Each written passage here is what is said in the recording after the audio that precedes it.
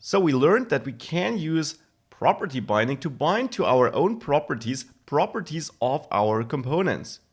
Now this is what I'll start with. So to temporarily prevent my app from crashing, I will simply comment out the code in the cockpit so that this doesn't give us any errors anymore. For now. We won't be able to use it, but it will not crash. Now in the server element component, if we have a look at its TypeScript, at its HTML file, you see that we try to access the single server element. And therefore, we should create a property in this TypeScript file element which represents our server. We can even assign a type by adding a colon and then simply defining the type, which will be a JavaScript object, hence the curly braces. And just because it's important, this is not the value, this is TypeScript's syntax for defining the type to make sure that element may only have this type. And we then know that an element will have, well, what we're trying to access here, a type, a name, and a content. So we'll have a type, and type on its own will be of type string. We will then have a name, which will be a string, and we will have a content, which will be a string. So that is all now our type definition for a property we want to use in our HTML code. We use here in all these places. Now still, this element, this property, is part of this component only, of the server element component. We can't access it from outside. Now it would be great if in our app component, where we manage our server, or our array of server elements I should say, if we could somehow access this property. Because let's say, just so that we can see something, we start with one server here, which is of type server, has a name of test server, and a content of just a test. And just to be super clear, these colons here are not type definitions. We're on the right side of the equal sign, so here we are assigning a value, and the value here simply is a JavaScript object, and in JavaScript objects, we simply assign key value pairs, or we create key value pairs by having the key, then the colon, and then the value. So normal JavaScript syntax here. So now we got our server elements array. We're looping through this array here on the app server element, and in the app server element, we have our element property. So a property in that component.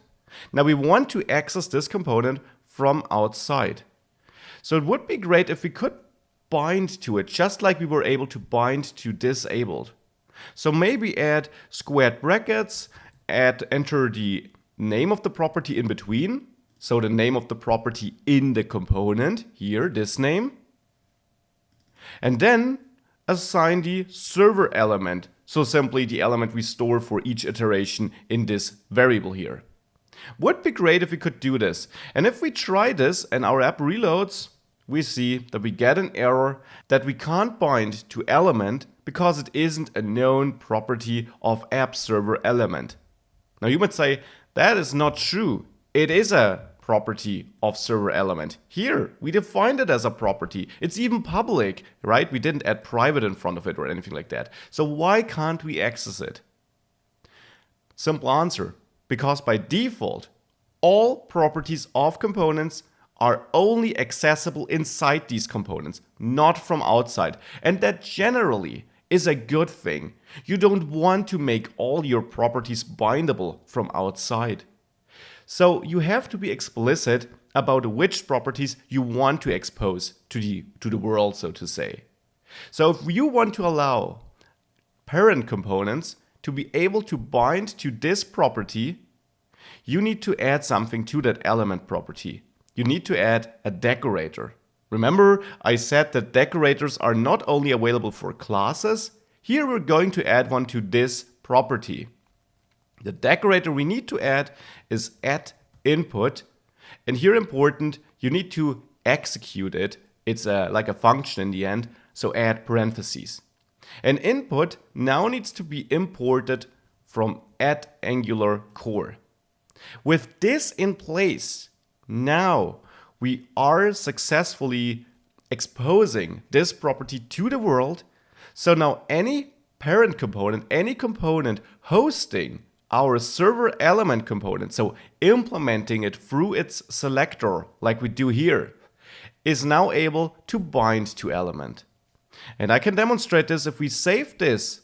You now see just a test here. You see our component because now we replicate this component for, well, each element in the array, and we successfully can pass the element, the property, down to that component and bind to the element property in that component.